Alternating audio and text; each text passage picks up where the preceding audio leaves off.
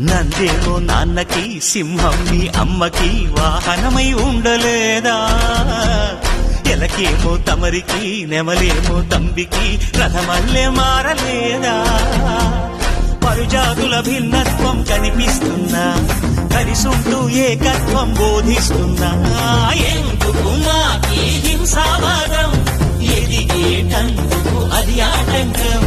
నేపరం మాకు సోదర భావం, మార్పులు మాలో కలిగేలా యువరోజా.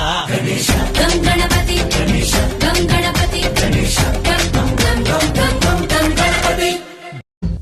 నందేమో నాన్నకి సింహం మీ అమ్మకి వాహనమై ఉండలేదా? ఎలకేమో తమరికి నెమలేమో తంబికి రథమల్లే మారలేదా?